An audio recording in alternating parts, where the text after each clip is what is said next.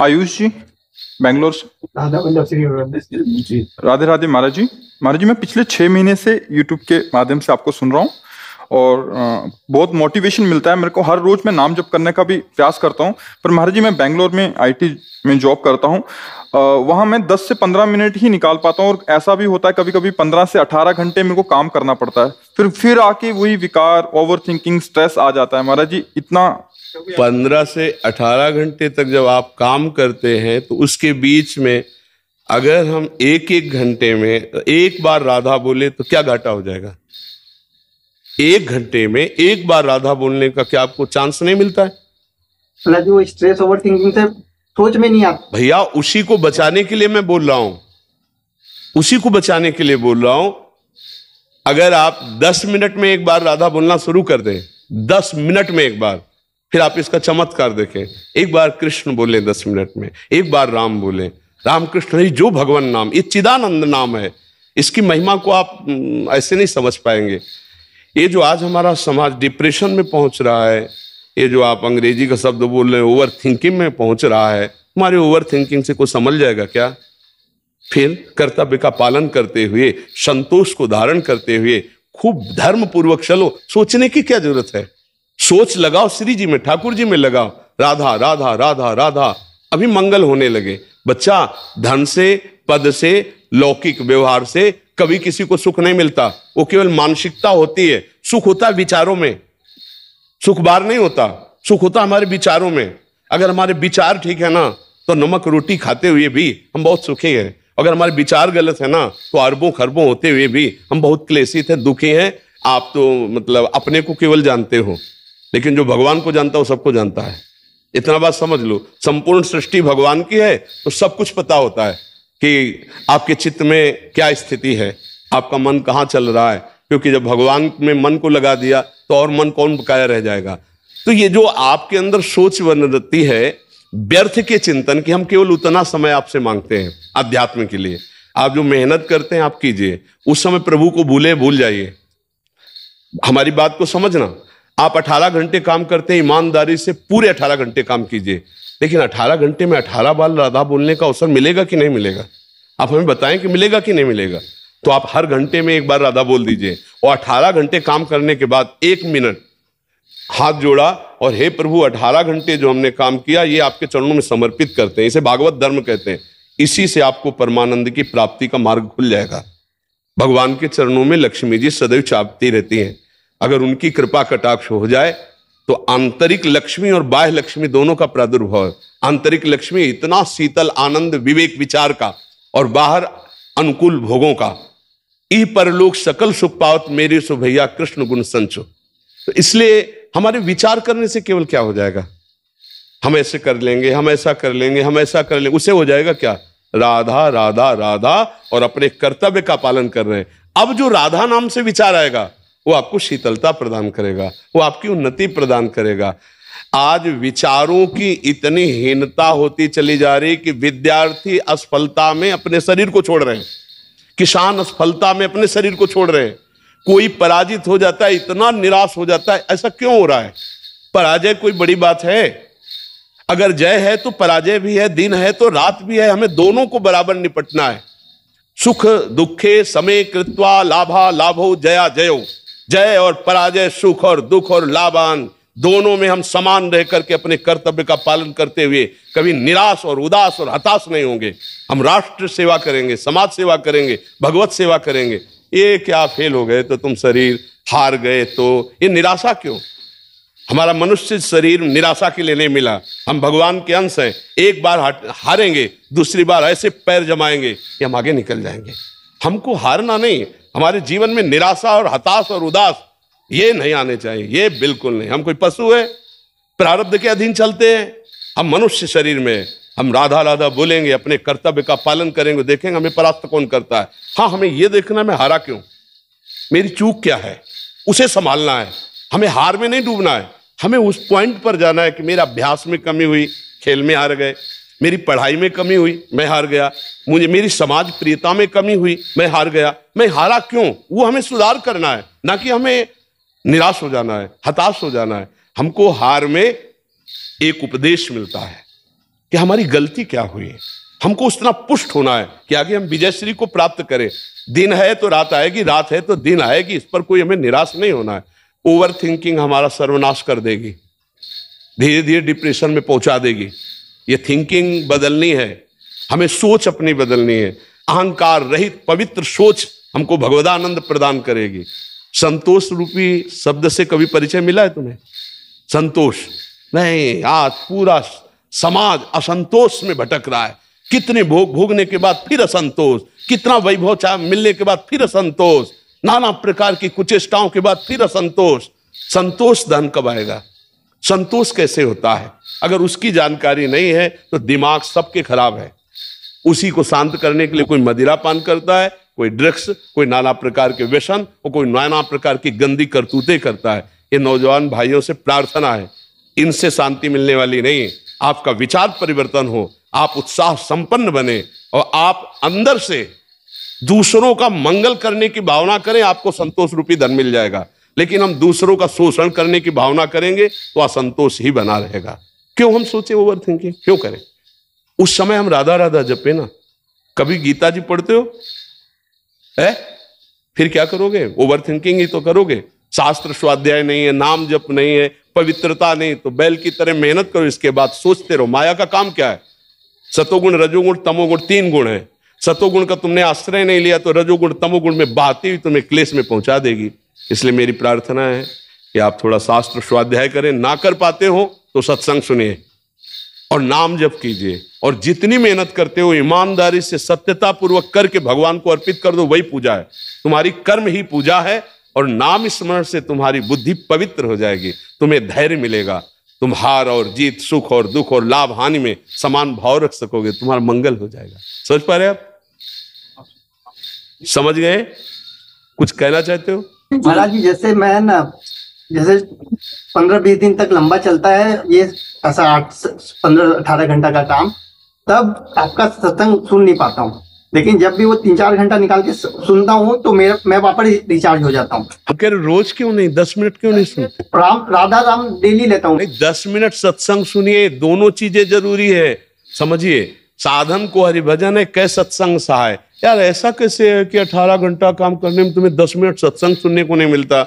आजकल तो ऐसे यंत्र चले, कान में लगा लो, जेब में मोबाइल, सत्संग चल रहा है, अपना काम कर रहे हैं।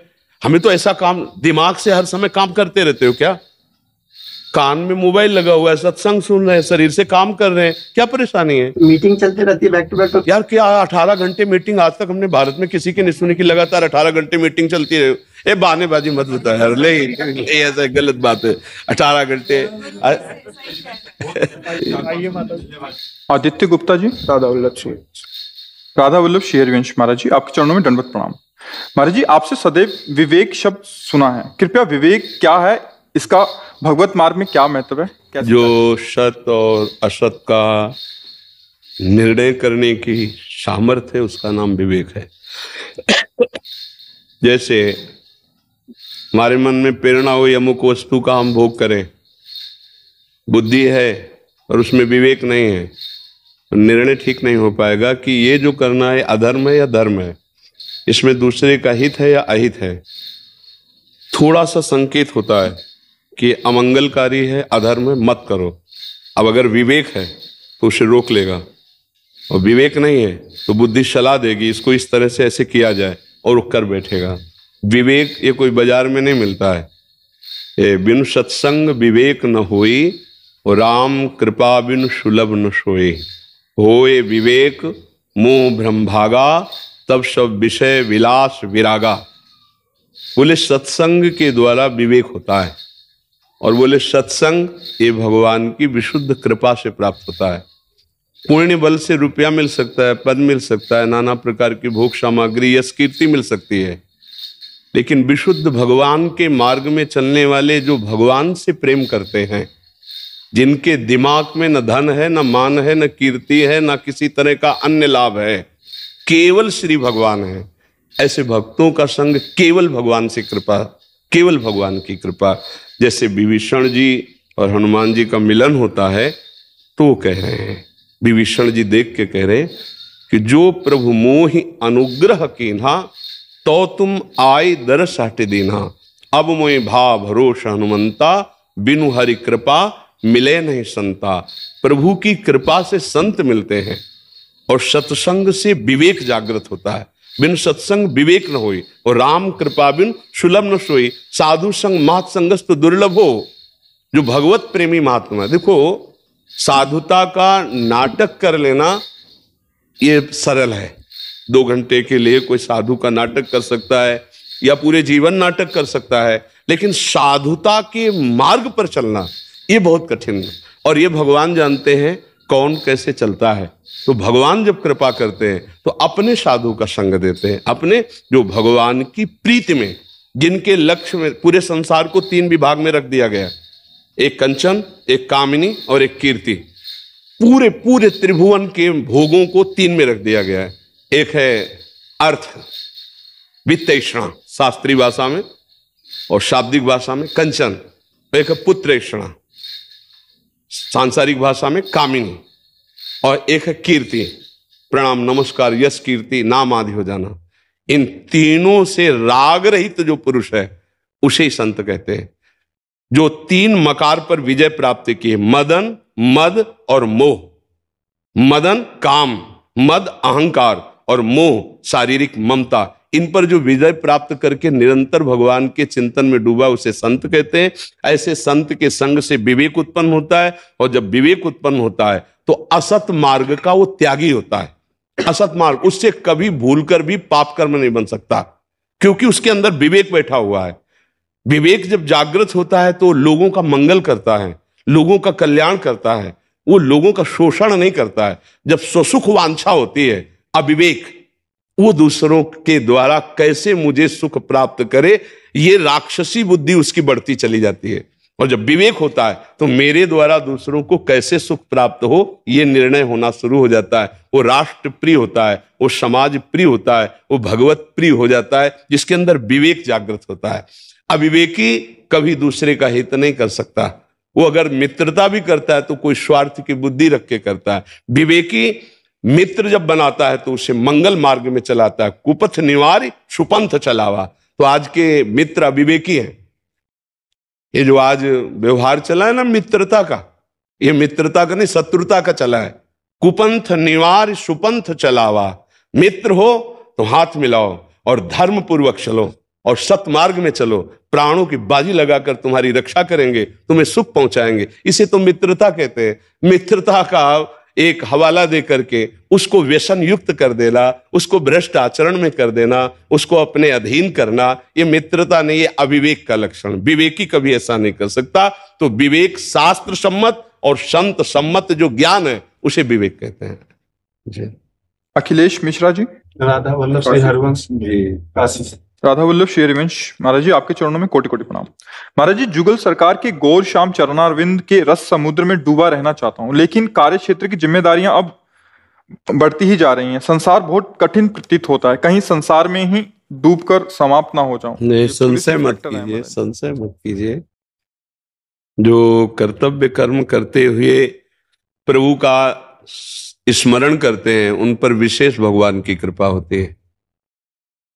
आप एक पुलिस ऑफिसर हैं, आप अपने कर्तव्य का धर्म पूर्वक पालन कीजिए। वो आपको डुबाने के लिए नहीं, आपको उठाने के लिए है। भगवान ने जो आपको सेवा दी, आप हजारों लोगों का हित कर सकते हैं। आप ऐसे पद पे हैं तो आप नाम जप कर ही रहे हैं, अपने कर्तव्य को प्रभु को समर्पित करते रहे। तो जैसे हम अपनी सेवा में लगे, आप अपनी सेवा में लगे, दोनों को प्रियालाल की प्राप्ति होगी। आप संशय मत कीजिए।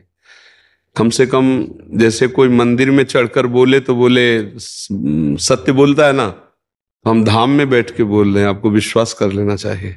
ठीक है, ये तो शब्द ही नहीं होना चाहिए कि कहीं मैं डूब ना जाऊं। आप डूबने वाले नहीं हैं, आपको कोई पकड़े हुए हैं, आपको कोई चला रहा है। आपका तो जिस भाव से हम कह रहे उसमें बहुत छोटा पद है। चक्रवर्ती सम्राट पद पर अम्बरीश जी हैं, पूरा राज्य चला रहे हैं और भगवान के परम प्रेमी भक्त हैं। तो आप ऐसा ना सोचे कि वो संसार का कार्य मुझे डुबो सकता है। नहीं, हर समय अपने प्रभु के आश्रित हैं और प्रभु की सृष्टि में प्रभु के द्वारा दिया हुआ पद और कार्य कर रहे हैं। तो आप संशय मत कीजिए। आपको ये अनाथ है क्या? नाथ अनाथन हित समर्थ मोहन श्री राधा। श्री राधा माधव के समर्थ चरणों के आश्रित हैं। जो कर्तव्य बने उस कर्तव्य को करते हुए, नाम जप करते हुए कर्तव्य को प्रभु को समर्पित, तो हमारा पतन नहीं हो सकता। हाँ, अधर्म आचरण से थोड़ा डरते रहना है, अधर्म आचरण ना होने पावे। अगर अधर्म आचरण होगा तो आपका विश्वास दृढ़ नहीं हो पाएगा, और बिन विश्वास भगति नहीं। अगर विश्वास नहीं तो आपको लगेगा ही नहीं कि मेरी भक्ति हो रही। हित ध्रुव जो विश्वास है तब ही सुधरे बात, ना तरु माया पंथ में फिरे जो टक्कर खात। तो आज तुम वृंदावन में बैठकर ये विश्वास करो कि तुम प्रियालाल के शरणागत हो, अंदर से, वो बाहर से कभी भी हो जाओ, अंदर से विश्वास करो मैं प्रियालाल के शरण में हूं। मुझे जो सेवा मिली राष्ट्रीय, ये भगवान की सेवा है, ये संसार की नहीं है कि हमें फंसा लेगा। ये भगवान की सेवा मानकर हम कम, जब युद्ध भगवान की सेवा हो सकती है तो और तो सब भगवान की सेवा ही है। तो आप निश्चिंत रहो। ऐसा नहीं मैं नौकरी को इस्तीफा देकर एकांत में बाबा जी बनकर भजन करूं तो श्री जी मिल जाएंगे, कुछ ऐसी भावना है क्या? नहीं, ऐसा नहीं है। कर्तव्य पूर्ण करके फिर जब निकलो वो बात अलग कि अपने कर्तव्य का पालन करो। नहीं, कर्तव्य ही भगवान। देखो, बचपन से निकले भगवान के मार्ग में, आज हमें क्या करना पड़ रहा है? क्या करना पड़ रहा है? समाज की सेवा करनी पड़ रही ना, सुबह से लगे, करना ही पड़ेगा। समाज में आयो तो समाज को दे के जाओ, तन मन बौद्धिक तपस्या जो भी है यहां दो और फिर जाओ, क्योंकि ये सेवा है। तो आप भी तो सेवा कर रहे हैं और हम भी सेवा कर रहे हैं। तो अगर हम सोचे कि कहीं फंस ना जाऊं तो हमें अपने प्रभु का विश्वास नहीं है। और फंस तब जाऊंगा जब अपनी लक्ष्मण रेखा से बाहर जाऊंगा। जब लक्ष्मण रेखा के अंतर्गत हो तो फांस कौन सकता है? तो फिर हमारा कल्याण पक्का, तो फिर आपका भी कल्याण पक्का, फिर संशय क्या? क्यों? इस पर कोई प्रश्न है आपका? बहादुर बनो। जब आप हमारे हो गए तो फिर आप अपना अधिकार क्यों रखते कि मैं डूब ना जाऊं? ऐसा संशय नहीं रखना। हरिवंश प्रताप में जब बैठ गए तो श्री हरिवंश प्रताप नाम नौका निज खेवक, भव सागर सुख तरत निकट हरिवंश जो सेवक। आपको विश्वास हो जाना चाहिए। थोड़ा अभी इस विश्वास की कमजोरी इसलिए लगती है कि आपने पाणी ग्रहण नहीं किया, और पाणी ग्रहण कर लोगे ना तो तुम्हें ठसक आ जाएगी। फिर कोई कहेगा भी कि तुम नरक जाओगे क्या, तो तुम मुस्कुरा के कहोगे कोई फर्क की बात नहीं। यत्र यत्र मम जन्म कर्म भी नारके पर में पदे था। यदि मेरी लाडली मेरे साथ है, मुझे नरक भी भेज दिया जाए, मुझे कोई परवाह नहीं। ये मस्ती आ जाएगी। अभी डर है, हटाओ, निर्भय हो, निडर हो, शरणागत हो श्री जी के और निर्भय हो जाओ। समझ रहे हो? ये श्री जी का ही बताया हुआ मार्ग तुम्हारे सामने रख दिया है। वही बोल रहे हैं, अगर तुम पकड़ पाओ तो निर्भय हो जाओ। गौरी चरणारविंद की शरणागति लाइसेंस युक्त, ऐसे लाइसेंस युक्त हो गए ना वर्दी, ऐसे शरणागत लाइसेंस युक्त हो जाओ और अंदर से ठसक रखो हमारे माई श्यामा जो को राज। फिर क्या बिगाड़ सकता है कोई? इसका मनन करना जो हमने आज कहा, और इस पर कदम आगे बढ़ाओ और निश्चिंत रहो। समझ गए जी? सुमन जी राजस्थान से, कोटि कोटि प्रणाम गुरुजी। महाराज जी आपके चरणों में कोटि कोटि प्रणाम। महाराज जी, भगवत चिंतन में भजन में ज्यादा रम जाते हैं तो संसारिक कार्यों में बिल्कुल भी मन नहीं लगता, जबकि अपना जो कर्तव्य है घर परिवार के प्रति नहीं, ऐसा नहीं आप कह सकते, ऐसा आप नहीं कह सकते हैं। अभी कमजोर अभ्यास है इसलिए आप ऐसा कह रही हैं, ऐसा नहीं है। क्योंकि आपका तो बहुत छोटा घर होगा, हमारा बहुत बड़ा घर है। आपका बहुत छोटा परिवार होगा, हमारा बहुत परिवार है। आप भी तो हमारे परिवार में सम्मिलित हैं। आप बैठिए, हम आपसे बात कर रहे हैं। नहीं तो अगर हमारा भजन में मन ना लगे हो तो आप आई किसके प्रभाव से? और अगर आपसे हम बात कर रहे हैं तो इसका मतलब हम सब सेवा कर सकते हैं भजन करते हैं। जब युद्ध हो सकता है, मामुनिस्मर युद्ध चे, तो हर कार्य हो सकता है। ये हम थोड़ा अगर भावना ऐसी करेंगे कि हमारा मन फिर, तो ये हमारी कमजोरी है। हम 1 बजे रात्रि से लगे हैं और 10 सवा 10 बजे तक तो आप लोगों के बीच में ही तो लगे हैं। तो क्या हम भजनहीन है इस समय? अगर हम भजनहीन हैं तो फिर हमारे जीवन का मतलब क्या रहा? हमारे जीवन का मतलब क्या रहा? इसका मतलब हम भजन करते हुए सब कार्य कर सकते हैं। जैसे आप कह सकते हो कि आप हमसे बात कर रहे हो तो भजन कैसे कर रहे हो? दिमाग में जो नाम है वो ऐसे राउंड मार रहा है, तो उसको हम बता नहीं सकते तुम्हें। अभ्यास, हम तुम्हें देख रहे हैं तो चेहरा कम और नाम ज्यादा दिखाई दे रहा है। हम तुमसे बात कर रहे हैं पर हमारा, जैसे अभी आपको 8:15 बजे, 8 बजे कोई बहुत बहुत पॉइंट का कार्य हो और ठीक हम 8:14 तक आपसे बात करें तो आपकी दशा जानते हो क्या होगी? आप बात करोगे अंदर से आपका क्या चलेगा? बस 1 मिनट रह गया, अब ये छोड़ क्यों नहीं रहे, 1 मिनट रह गया, मुझे बहुत जरूरी है, लगेगा ना? ऐसे मुझे हर समय चलता रहता है नाम, वो बहुत जरूरी है, इसके साथ वो बहुत जरूरी है। हम सब बात कर तद स्मरणेन परम व्याकुलते थे, ये अभ्यास के द्वारा चल रहा है। तो ऐसे हम फावड़ा चला सकते हैं, हम झाड़ू लगा सकते हैं, हम रसोई बना सकते हैं, हम सब कार्य कर सकते हैं ऐसे ही भजन करते। ये अगर आप बात करोगे तब तो फिर सब गड़बड़ हो जाएगा, फिर कोई भजन करना नहीं चाहे, क्योंकि संसारिक काम रुक जाएंगे। तो चक्रवर्ती सम्राट होते हुए अम्बरीश जी भगवान की इतनी ऊंची भक्ति कर रहे हो, सम्राट है, इसका मतलब कार्य हो सकता है, कार्य होते हैं, आचार्यों ने किया है, बड़े बड़े महापुरुषों ने किया है। इसलिए मुझे लगता है अभ्यास की, किसका प्रश्न था? अभ्यास की कमी है, इसलिए ऐसा नहीं। मतलब हम रोटी बना रहे हैं, राधा राधा राधा राधा, हम पोछा लगे, बहुत सुंदर पोछा लगेगा, राधा राधा, पति की सेवा कर रहे हैं, मेरे राधा वल्लभ लाल इस रूप में है, अंदर से राधा, तुम सबकी प्राण प्यारी हो जाओगे। क्योंकि भजन करते हुए जब सेवा करो सबको सुख मिलेगा, सबको आनंद मिले। वो कच्चा साधक होता है जो कहता है हम तो भजन का ये सब संसारिक काम है, ऐसा नहीं।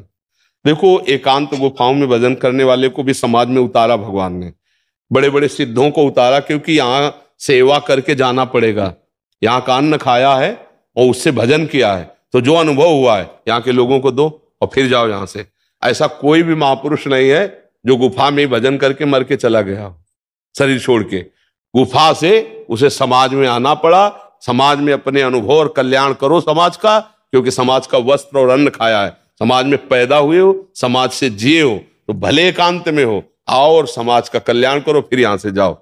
तो सेवा तो करनी पड़ेगी सबको, बड़े बड़े सिद्धों को करनी पड़ेगी, सिद्ध महापुरुष नहीं, आज इस गांव में कल उस गांव में प्रवचन कर रहे हैं, सत्संग कर रहे हैं, पर उनके द्वारा कल्याण होता है। जो अगर ये ऐसा है तो फिर वो धंधा दूसरा हो गया, वो बात अलग हो। केवल जन कल्याण, उदर पोषण के लिए अन्न और जन कल्याण के लिए बड़े बड़े कीर्तन कथा अनुष्ठान, जगत मंगल के लिए वो बिरले महापुरुष होते हैं। तो इसलिए आप ये बात तो कमजोरी वाली है कि हम भजन की तरफ तो हमारा मन नहीं लगता, ऐसी कमजोरी। सपने में भी नाम जाप दे गए थे हम तो 5 दिन को। हाँ तो खूब नाम जप करो, नाम जप करो, हाँ खूब नाम जप करो। श्री किशोरी जी ही, जैसे कोई कहता है कि बाबा आप हमारे सपने में आए, हम आपसे सच्ची कहते हैं, हम नहीं आए। ये शरीर ये जीवन किशोरी जी का है। अगर आप इस शरीर से थोड़ा भी प्यार करते हैं तो मानो किशोरी जी से प्यार कर रहे हैं। आपके स्वप्न में मानो शरीर आए तो किशोरी जी नहीं किया, हमारा कोई अस्तित्व नहीं रह गया है। जैसे एक व्यक्ति का अस्तित्व होता है ना, ये व्यक्ति का अस्तित्व नहीं है इस समय, मतलब केवल यंत्र है और छुपा हुआ यंत्री काम कर रहा है। इस शरीर के पर्दे में छुपा हुआ यंत्री काम कर रहा है, बाहर यंत्र दिखाई दे रहा है। एक पुरुष शरीर बाबा जी, वो अंदर बैठा हुआ यंत्र काम कर रहा है। समझ पाओ तो समझ पाओ, तुम्हारे स्वप्न या जागृत या तुम्हारे सामने, ये आज नहीं कल तुम समझ जाओगे। जब ये चीज अपहरण हो जाएगी तब तुम्हें लगेगा कि क्या हमारे को समाज में दिया गया था और वो क्या थे। अभी क्या माया का ऐसा पर्दा होता है ना कि सामने समझने नहीं देती। ये जो अभी उदय हुआ है ना कुछ समय से, ये केवल श्री जी का प्रताप उदय हुआ। जो लूट पाए लूट पाए, बस इतना समझो। ये ऐसी बाजार है कि ज्यादा दिन नहीं टिकेगी, बस लूट पाए तो लूट पाए, अपना काम बना ले, नहीं तो गाड़ी छूट गई। गाड़ी है स्टेशन पे है, फटाफट चढ़ जाओ, नहीं तो छूट गई। अभी प्रेमानंद नाम की गाड़ी, ये केवल जगत मंगल के, हम तुमको खुली बात कह रहे, जगत मंगल के लिए केवल लगाई गई। मरे हुए शरीर को जिंदा केवल जगत मंगल के लिए रखा गया है। अंदर जो है वो केवल भागवतिक शक्ति काम कर रही। मरे हुए शरीर में एक दिव्यता कंट्रोल कर रही है, वही हाहाकार मचा है, वो अलौकिक सत्ता काम कर रही है। खुला, अब लूट पावे तो लूट पावे, जिसको लूटना है वो लूट लेगा और जिसको गंवाना है वो गंवा भी देगा। अरे यार सब नौटंकी नाटक माया का, ऐसा भी हो सकता है। अगर 1000 श्रद्धा करते तो 100-200 में तो ऐसी दृष्टि आ ही जाएगी। हाँ, तो जिसको लूट रहा है उसे लूट ले रहा है, और जिसको गवाना है वो गवा देगा। हाँ, ये बिल्कुल खुली बात है। भगवान की कृपा से इस मार्ग में चला जा सकता है। सुकरदास जी उड़ीसा से। श्री हरिवंश महाराज जी। गुरुदेव भगवान, मैं पिछले 25-30 दिन से शिव जी के भजन में मेरी रुचि थोड़ी कम हो रही है। नाम जप में भजन के नाम से ही मन डर जाता है और उदास हो जाता है। महाराज जी, आपकी दी हुई नियमावली की 11 माला की संख्या भी जैसे तैसे पूरी कर पा रहा हूँ। हे गुरुदेव, मेरे से कहीं ना कहीं कोई अपराध बना है, मैं माफी अपराध, देखो अपराध बना होता तो कर ही नहीं पाते। वैष्णव अपराध फिर भजन करने ही नहीं देता। ध्रुवदास जी ने कहा, कबहू तो थोरो भजन कबहू होत विशाल, मन को धीरज छुटे नहीं गहे न दूजी चाल। 3 गुणों का प्रभाव होता है, सतोगुण, रजोगुण, तमोगुण। ये क्रमशः बदलते रहते हैं। कभी कभी उपासक का मन भजन में बहुत लगता है और कभी नहीं लगता है। ये स्वाभाविक सबका है, कोई किसी एक का नहीं है। पर कह रहे गाहे न दूजी चाल, पर हमारा मन भजन में नहीं लग रहा है तो हम गंदी बातों का चिंतन नहीं करेंगे, गंदी बातें देखेंगे सुनेंगे नहीं, गंदी बातें करेंगे नहीं, तो थोड़े समय में वो पुनः आ जाएगा, पुनः भाव हमारा बदल जाएगा, वो स्थायी नहीं है। और दूसरी बात है कि खान पान की गड़बड़ी से कभी कभी ऐसा हो जाता है कि अगर हमारा अशुद्ध भोजन हो गया तो भजन में अरुचि होने लगती है, तो वो देख लो। तीसरी बात यह है कि भजन के प्रति मन में प्रियता ना होने के कारण और विषय प्रियता होने के कारण वो भयभीत करता है कि अगर भजन में लगे तो विषय छूट जाएगा, तो वो एक मन अलौकिक भय देता रहता है। यही भय मिटाने के लिए तो सत्संग किया जाता है कि हमारा मन निर्भय होकर भजन में लगे। मन कई तरह के भय उपस्थित करता है क्योंकि वो विषयी रहा है, और अब भजन में लगने के लिए जब हम, तो एक घबराहट सी पैदा होती है, एक भय सा लगता है, ऐसा लगता है विषय छूट जाएगा। तो मन को भजन के द्वारा हम मारते हैं, तो मन कैसे मरना बर्दाश्त करेगा? तभी साधु संग के बिना सदगति नहीं होती, भजन नहीं होता है। जो बात कही गई, भजन होई संग बिनु, क्योंकि साधु संग से एक उत्साह होता है और फिर हम नवीन भजन में लग जाते हैं। नहीं तो मन हमारा हमको भजन से हटा देगा। इसकी रुचि नहीं भजन में, इसकी भोगों में रुचि। मना कष्टान इंद्रियाणि प्रकृति स्थान कर सती। भजन करने के बाद मन यही कहेगा कि मनोरंजन करो, और इसी को मारना है हमको। मारने का मतलब जीवित मर जाए उलट आप में समाए, यही है दिलगिरी। जो मन विषयों की तरफ जा रहा है उसे भगवान की तरफ लगाना है। सावई मना कृष्ण पदारविंदयो। अब उसको जब हम भगवान की तरफ लगाते हैं तो विषय छूटता है, अब उसमें घबराहट पैदा होती है। तो उसकी घबराहट को हम अपनी घबराहट क्यों मान रहे हैं? बात हमारी यहां समझ पाओ तो फिर बच सकते हो, नहीं तो ये मारेगा, ये मन मारेगा फिर आपको। क्योंकि अब युद्ध में जैसे किसी अपने शत्रु पक्ष को घुटनों पे ले आओ, तो ये मत समझो कि छूट दे दी तो घुटनों में, वो घुटने में तुम्हें कर देगा अगर छूट दे दी। तो मन है, अभी तक हमारा ये दुश्मन रहा है मन, कि ये हमको भोगों में फंसाकर हमारी दुर्गति कराता रहा है। विषयों में फंसा हुआ मन शत्रु है और भगवान में लगा हुआ मित्र है। अब इसके शत्रु पक्ष को हम रौंद रहे हैं जो विषयों में लगा है, अब वो आपको रौंदेगा अगर होश में नहीं रहे। भजन छूटा, कुसंग हुआ कि ऐसी जगह फंसा देगा कि आपका भजन सब नष्ट हो जाएगा, भजन करने की वृत्ति ही चली जाएगी। इसीलिए सत्संग की महिमा है। भगवत प्राप्ति कैसे होती? बोले साधन को हरि भजन है कै सत्संग सहाय। जैसे 2 पंखों से पक्षी आकाश की यात्रा करता है, ऐसे साधु सत्संग और भजन, इन 2 से परमार्थ की यात्रा होती है। अगर सत्संग ना मिले तो भजन में अरुचि पैदा कर देना मन का स्वभाव है। सत्संग में एक नया उत्साह बनता है। अब यहां देखना है कि मन जो घबराहट पैदा करता है वो आप में नहीं, मन में घबराहट पैदा हो रही। आप उसके दृष्टा हैं। जब आप दृष्टा बनेंगे तो आप बच जाएंगे, और अगर आप भोक्ता बन गए कि मेरे में घबराहट पैदा हो रही, तो फिर आप मन के अनुसार चलने लगेंगे पक्का। इसीलिए भगवान ने गीता जी में कहा, यम ही ना व्यथ्यन्ते ते पुरुषम पुरुषर्षभ। जो इस मन के द्वारा दी हुई व्यथा से व्यथित नहीं होता, कौन? जो दृष्टा भाव में होता है। अगर मन में तदात्म हो गए तो होगा कि मेरे में बहुत अशांति है, मन कह रहा है ऐसा करूं तो कर लेता हूं तो शांति मिल जाएगी, और जबकि भगवान कह रहे त्यागात शांति अनंतरम, तो उल्टा फंसा देगा मन। हमको क्या करना? दृष्टा भाव में रहना है। तूने भोगों में मन बहुत इंद्रियों को लेकर गया है, अब जल राधा राधा राधा राधा। अब वो जला रहा है, अब वो व्यथित कर रहा है, घबराहट पैदा कर रहा है। आपको देखना है आप में नहीं, उसमें हो रहे। वास्तविक आप मन नहीं है, मन आपका एक करण है, अंतःकरण। जैसे लोहार का हथौड़ा एक करण है, ऐसे ही जीवात्मा का करण है ये बुद्धि, मन, चित्त और अहंकार। जीवात्मा ये थोड़ी है, उसके करण है। तो करण में तकलीफ हो रही क्योंकि तकलीफों वाले काम किए हैं। अब वो जलेंगे तब पवित्र होंगे। और साधक जलन बर्दाश्त नहीं कर पाता, अगर सत्संगी ना हुआ तो फिर वो विषयों में गिर जाता है और फिर बैलेंस बना लेता है।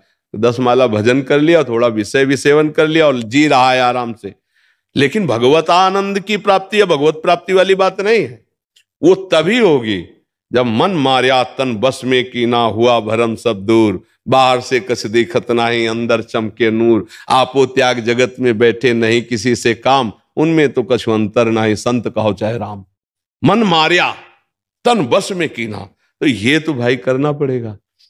आपको तभी सहन कर पाओगे मन के वेग को, काम के वेग को, क्रोध के वेग को, जब आप दृष्टा होगे और भोक्ता होगे। तो और भोक्ता बनाने में इसे सेकंड नहीं लगता।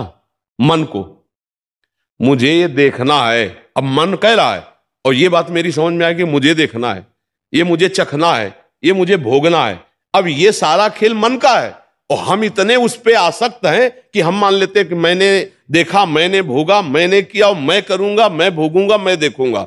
ये संसारिक है और वो साधक है जो ये देख रहा है कि मेरे मन में क्या हरकत हो रही, तो ये सही है या गलत। गलत है तो नहीं नहीं नहीं, और सही है तो हाँ हम तुम्हारा सहयोग करते हैं। बस इसी निर्णय से साधना उसकी अध्यात्म की आगे बढ़ जाती है। आप 15 दिन मेरे लिए कोई सदगुण आ ही नहीं पाता है, ना मैं दुलार कर पा रहा हूँ श्री जी को पहले जितना दुलार। कोई बात नहीं, तुम चिंता मत करो, बस गलत मत करना। गलत ना होने पावे ना तो आगे स्थिति बदल जाएगी। आप चिंता मत करो, ऐसा बहुत बार होता है। ये ऐसे तो मन कोई छोटा मोटा देवता थोड़ी है। हाँ, गोस्वामी तुलसीदास जी कह रहे, हौ हार्यो कर जतन विविध विध अतिशय प्रबल अजय, तुलसीदास बस होई तबे जब प्रभु पेरक बरजय। प्रभु डांट दे तो हम कभी कभी प्रभु से रोएं, कभी कभी प्रार्थना करें कि नाथ आप हमारे मन को अपने चरणों में लगा लो। पर ये बात ध्यान रखना, ना में भक्ता प्रणश्यति, आपका कभी नाश नहीं हो सकता। आपने थोड़ा भी भजन किया है तो भगवान की कृपा आपको उठाती ही चली जाएगी, आप गिर नहीं सकते। जैसे हिरण के शरीर में गए भरत जी, पर भजनानंदी रहे और अगला जन्म उनका ब्रह्मबोध संपन्न महापुरुष के रूप में प्रकट हुआ। नामे भक्ता प्रणश्यति। तो कभी शोक करके तो सोच रहे नहीं कि भजन में बाधा पड़ रही तो हमारी दुर्गति हो जाएगी क्या, पर गलत मत करना, उसी भजन के मार्ग में रहना, आगे चलकर आनंद आ जाए। कोई पाप प्रवृत्ति है जो भस्म हो रही है, देखो बिना जलन के हृदय प्रेम रस रखने लायक नहीं होता। जैसे मटकी को आग में तपाने पर ही रस ग्रहण करने की, ऐसे सहत सहत बाढ़े भगति ग्रेतन गुरहित गार। जो सहन करना सीख गया तितिक्षा, वही हृदय प्रेम और मोक्ष सुख का अधिकारी होता है। इसलिए सहन करो, अपनी बात किसी से कहो मत और गंदा कोई आचरण चिंतन करो मत। नाम जब जितना हो सके, नहीं भरोसा तो लाडली जी का अंदर है ना, वो निकाल देगा आपको। वही बहादुर है, वही हमको माया से निकालेंगे। हम बहादुर नहीं कि माया से निकल जाए। बहुत फिसलन है माया में, बहुत फिसलन। आप जैसे रो रहे हो ना, ऐसे सबको रोना पड़ा है। अगर कोई निकला है तो बिन रोए किन पाइया प्रेम प्यारा मीत, माया ऐसी लगे कि वैसे बख्श दे।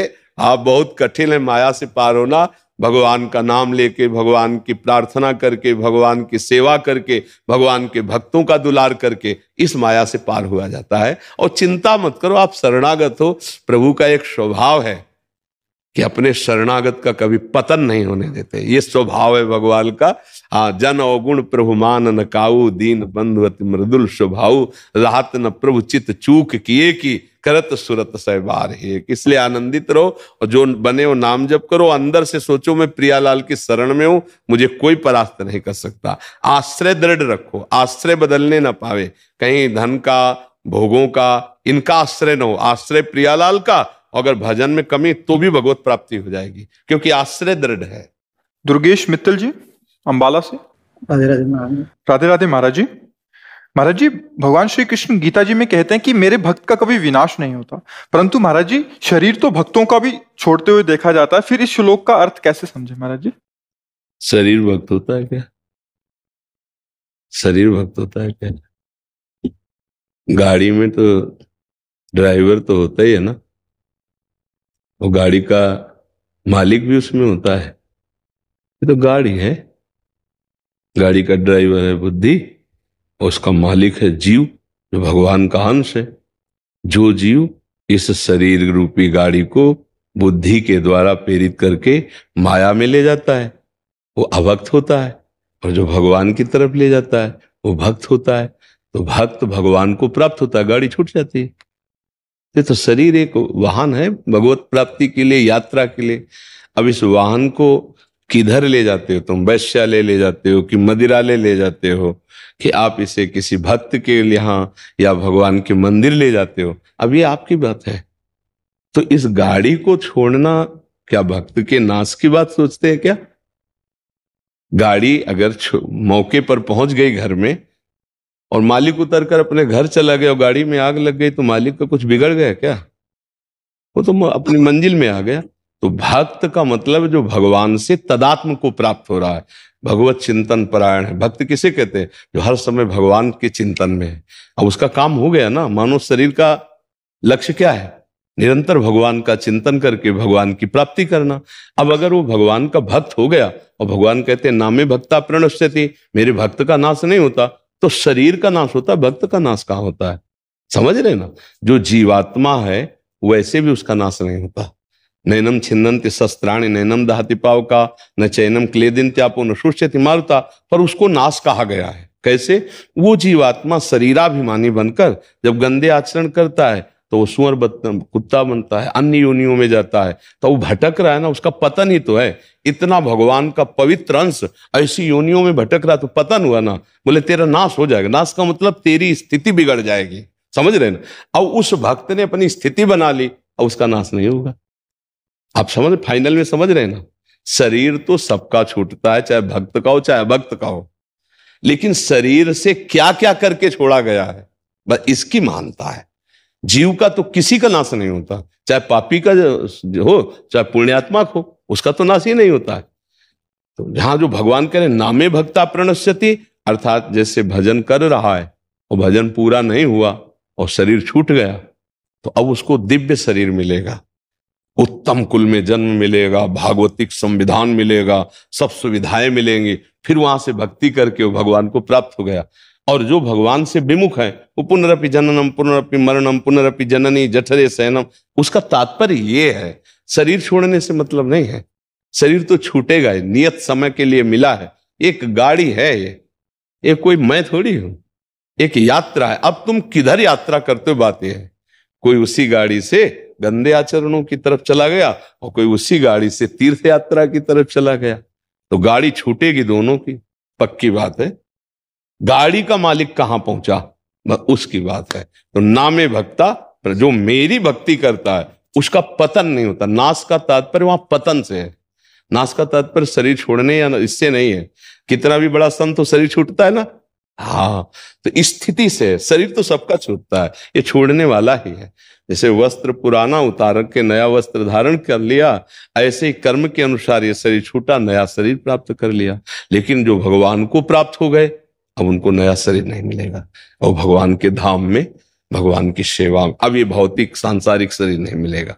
तो दो भाव से समझना है कि अगर उसका भजन नहीं पूरा हुआ तो उसको कुलवानों के यहाँ, धनवान श्रीवानों के यहाँ भक्ति संपन्न घरों में जन्म होगा, और पूर्व जो भजन का संस्कार वो उठेगा और वो भगवान को प्राप्त हो जाएगा। उसका पतन नहीं हो सकता।